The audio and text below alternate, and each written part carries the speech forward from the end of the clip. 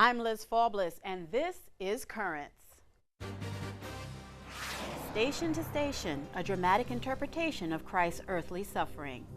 Jesus is never a character that I thought that I would play when I was studying music or studying theater, so it's very emotional and very difficult for me to do. Plus, it's Into the Deep to talk about the day the sun rises. It's a central mystery of our faith, and as St. Paul tells us, if Christ had not risen from the dead, our faith is in vain. And we'll also hop along to Astoria for a visit with the Easter Bunny. When you get your picture taken for the Easter Bunny, you get to treasure that as a memory.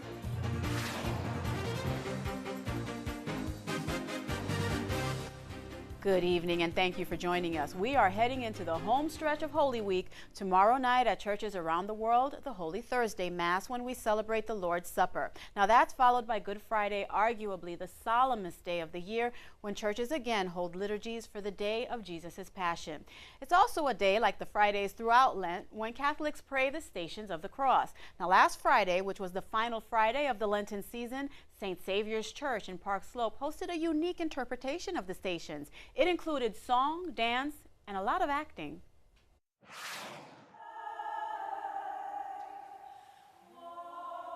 Abba, Father, if it's possible, let this cup pass me by.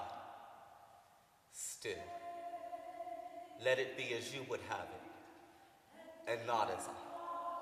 No Greater Love is a passion play that is based on the Stations of the Cross. It tells the story of the Passion in drama, dance, and music. Tonight will not be traditional. It will be dramatic, theatrical. It involves touching the heart as well as the mind. Lord, who is he? The one to whom I give the bit of food I dip in the dish. Be quick about what you are to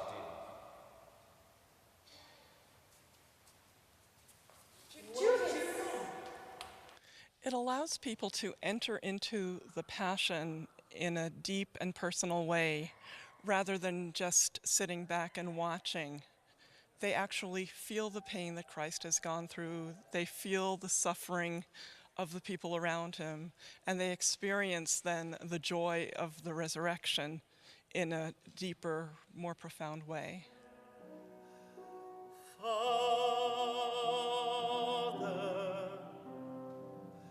I put my life in your hands. Jesus is never a character that I thought that I would play when I was studying music or studying theater, so it's very emotional and very difficult for me to do.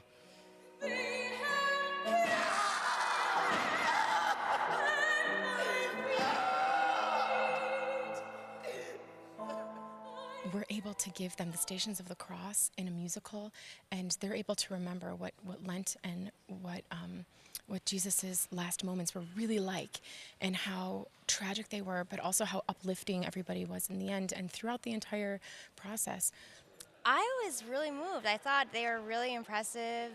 The acting, the music, and the singing was really, really good. So I thought they did a really great job and really, really moving. I think it did help me renew my Lenten experience and made me look at it in a new light, to remember that these were real people, and this isn't just a story that we've been hearing all our lives, but it's an experience that not only one person but many, many people went through. He suffered not to suffer. He suffered because he loved. He suffered to save. So I hope that people get a sense of that and will really then be more prepared for Holy Week and the Sacred Triduum. And know that I am with you always until the end of time. And we have more stories from across Brooklyn and Queens on events from this year's season of Lent. And to watch, head over to our website, currentsny.net. Well, the day's headlines are next, including what one Catholic college is doing in the face of the controversial contraception mandate. Stay tuned.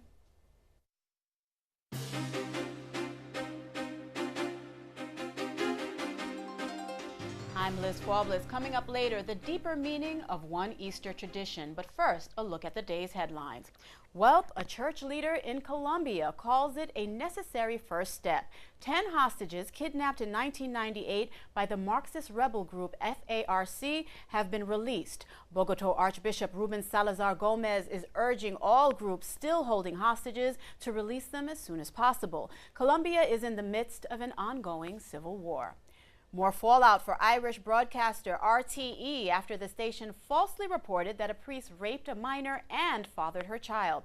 RTE has canceled the show that broadcast the false accusations. The station also announced that its news director has retired. Another editor at the station resigned. On its Primetime Investigates program last year, the station reported the Irish priest committed the acts while doing mission work in Kenya 30 years ago. A DNA test proved he was not the father of the child in question. RTE was later forced to pay the priest a large sum and issue an unconditional apology. During a time when the Obama administration wants to force religious institutions to violate their conscience, a Catholic college in Ohio is acting on its conscience. Xavier University in Cincinnati announced it is ending birth control coverage for its employees. According to the Cincinnati Enquirer, the university's president said he reviewed the school's policy following discussions about the Obama administration's contraception mandate. Now, under that rule, starting next year, most religious institutions would be required to cover contraception, sterilization, and abortion-inducing drugs in their health plans. The country's Catholic bishops and other religious leaders have been vocal in their opposition of the mandate. Well, Prison Fellowship Ministries founder Chuck Colson is reportedly in critical condition following surgery to remove a blood clot from his brain. According to his publicist, the 80-year-old Colson underwent surgery on Saturday after suffering a brain hemorrhage. Colson served as special counsel to President Richard Nixon. He was the first person from the Nixon administration to go to jail for the Watergate scandal. Colson founded Prison Fellowship Ministries shortly after being released from jail. He was a co-signer on the 1994 document Catholics and Evangelicals Together. That document laid out common beliefs and goals of Catholic and evangelical Christians.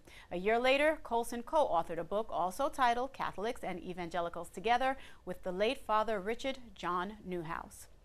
Despite being swept in last night's primaries, a new poll shows Rick Santorum is the favorite Republican presidential contender in his home state of Pennsylvania. The poll from Quinnipiac University shows Santorum with a 6-point advantage over frontrunner Mitt Romney among likely Pennsylvania primary voters. Last night, Romney came out on top, winning the Wisconsin, Maryland, and Washington, D.C. primaries. Santorum, who is Catholic, is staying positive, pointing out that many voters across the country have yet to be heard. We have now reached the point where it's halftime. Half the delegates in this process have been selected. And who's ready to charge out of the locker room in Pennsylvania for a strong second half? The next round of primaries is scheduled for April 24th. Voters in New York, Pennsylvania, Connecticut, Delaware, and Rhode Island make their way to the polls. The Justice Department has dropped its case against a pro-life sidewalk counselor and agreed to pay the woman $120,000. Mary Susan Pine was accused of preventing a car from accessing a Florida abortion clinic back in 2009. The Justice Department was seeking to have Pine heavily fined and permanently banned from counseling outside the clinic. A federal judge ruled last year that the department failed to provide any evidence of wrongdoing. From California, police have removed occupiers from a building owned by the Archdiocese of San Francisco. The Archdiocese asked police to take the protesters away after they attempted to set up a commune inside the vacant building. A spokesman for the Archdiocese tells Catholic News Agency that the occupiers caused a great deal of damage, including what he called particularly offensive graffiti. At the Vatican today, reflections on Mexico and Cuba. Rome Reports has more. Roughly 11,000 people greeted Benedict XVI as he made his way through St. Peter's Square. It was the Pope's first general audience after coming back from his apostolic trip to Mexico and Cuba. He described his trip as an unforgettable experience, saying he was impressed by Mexico's enthusiasm, devotion, and lively faith. He said these factors should be used to counteract violence and corruption. As the liturgies in Lyon, marked by an outpouring of devotion and spiritual joy, I encourage the Mexican people to let their deep Christian roots inspire their efforts to overcome violence and to work for a better future. He then highlighted the joy he saw in children both in Mexico and Cuba. He encouraged people to take on their faith with courage to build a better future for the coming generations, especially one that respects human life. When it comes to Cuba, he said the country needs change, but he went on to say that change will only happen if citizens are able to freely seek truth, fraternity, and reconciliation. In Cuba, I wish to reaffirm the Church in a public witness to the gospel and to support the aspirations of all Cubans to a renewed, reconciled, and free society. The Pope then explained that the Church doesn't call for privileges, but rather for the right to practice its faith openly. Afterwards, he called on people to truly reflect on the meaning behind Holy Week. In these days, as we prepare to celebrate the saving events of Christ's Passover from death to life in the Sacred Triduum, may we open our hearts to God's reconciling love revealed on the cross. Among the thousands gathered in St. Peter's Square, the Pope greeted students who came to Rome precisely to experience Holy Week in the Eternal City. The gathering, called Forum Univ, is organized by the Institute for University Cooperation. And this year, the meeting brings more than 4,000 students from all over the world. Elsewhere, forget about Mega Millions. An Italian diocese has hit an even bigger jackpot. AFP reports that an Italian businessman has left the Diocese of Bologna more than $2 billion. Michelangelo Manini died on March 17th. He was only 50 and reportedly had no direct or close relatives. AFP reports Manini was not known as much of a church benefactor during his lifetime. The Bishops' Conference of the Philippines has issued a warning to a group of penitents. Don't crucify yourself, literally. According to UCA News, at least 20 people are scheduled to have themselves literally crucified on Friday as an act of public penance. The Bishops' Conference president says they would rather have people focus on the spiritual aspect of their lives.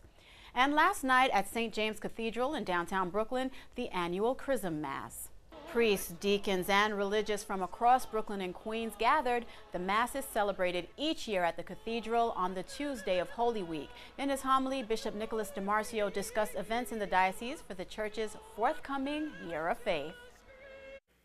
In a special way, we are called to renew our faith by the solemn recitation of the Creed.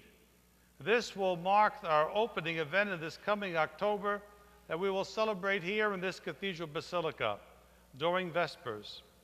At that time, we will be asked to affirm our faith that has been transmitted to us from the apostles. This will follow parish celebrations. And at the end of October, our biannual pilgrimage to the Basilica of the National Shrine of the Immaculate Conception will be celebrated, followed in July of next year with World Youth Day in Brazil. These are some of the major events that will mark our celebration. Allow me to take this opportunity to express my personal thanks to all of you priests and deacons and those aspiring seminarians for the work that you do in the service of God's people, because it is such an inspiration to me and a blessing to me as your bishop. At last night's Mass, Bishop DiMarcio blessed the oils that will be used for the administration of the sacraments for the diocese throughout the year. Stay tuned, there's more currents ahead. Coming up, it's the celebration we're all waiting for. We go into the deep to talk about Easter. Pope Benedict has said it's not just that the corpse was resuscitated, but that Jesus entered into a new realm of being now and forever.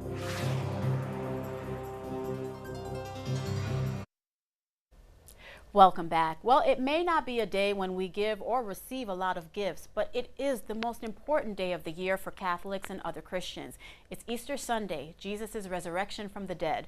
For more on that and the days leading up to it, our news director, Ed Wilkinson, sat down with Brooklyn Bishop Nicholas DiMarcio for this week's Into the Deep.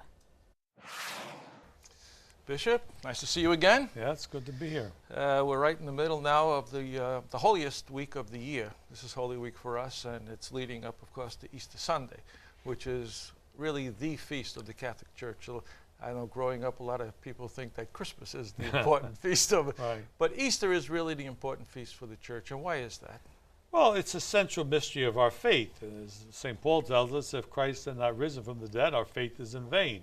So it is based on the resurrection of Jesus from the dead, that he lived a new life after death in a way that is kind of a mystery to us. But it wasn't, as Pope Benedict has said, it's not just that the corpse was resuscitated, but that Jesus entered into a new realm of being now and forever, and is present in that way, that glorified way. So the resurrection is a mystery, but it is also the foundation of our faith, recognizing that he's conquered death, he's conquered sin, and has freed us all from the complete subjection to evil. And of course, the liturgies for this week are radically different from the rest of the year. Special services. Well, they're very different. They're very beautiful, very unique. Starting with Holy Thursday, we have the procession with the Eucharist, but we have the washing of the feet during the Mass, two things that are unique. Also on Good Friday, the procession with the cross, and the greeting of the cross, the different petitions we pray during the liturgy, which is not a Mass, but we have the Mass we receive from the Eucharist consecrated previously on Holy Thursday. And the Easter Vigil, again, is the holiest of all the vigils of the Church, where we see the blessing of water, the ceremony of light first, then the baptism or admittance of the Church of the new converts. All of that is very unique and very beautiful.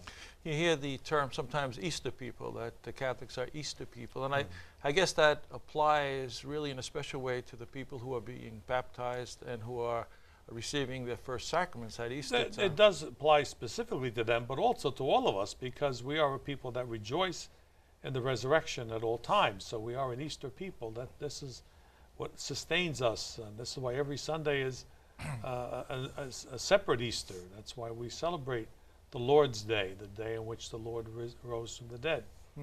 And of course, the people who are being baptized, the new Catholics in the Church, this is a special time for them, and they've come in with a fervence for the faith, and they're revved up and they want to practice. How do we keep that feeling going for these people? I mean, that's the challenge now. Yeah, right? sure, it is to sustain it's a high point. You know, there's high points and there's low points. It's like a valley sometimes at a mountain. Christian life is that way. You know, we experience great joy, great emotion, great closeness to God, and sometimes then we forget what we experienced. So we have to relive those times and try to keep on an even keel. Yeah.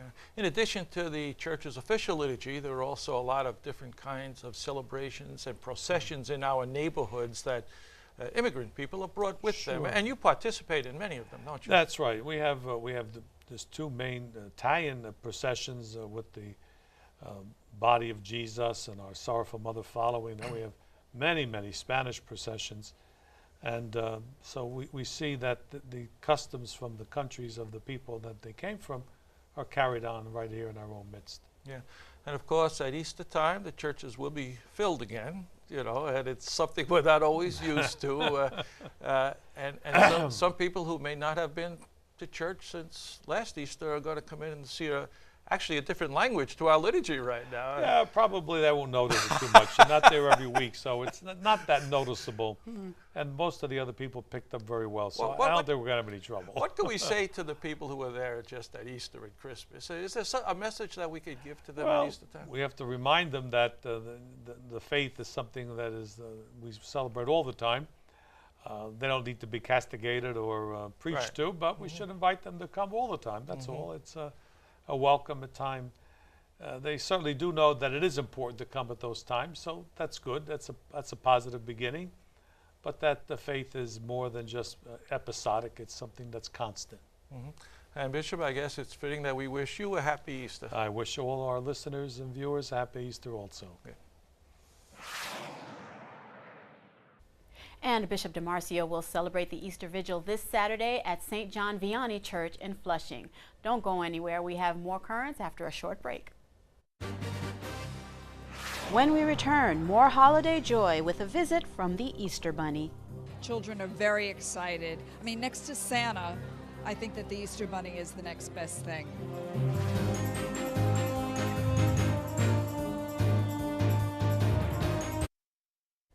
Welcome back. Well, it goes without saying, our solemn recollection of Christ's Passion underscores the importance of Holy Week. From the light of Holy Thursday, we enter into the darkness of Friday, the day of Christ's Passion, death, and burial. Now, this very sacred time for Catholics culminates in renewal and hope, the celebration of Christ's resurrection on Easter Sunday.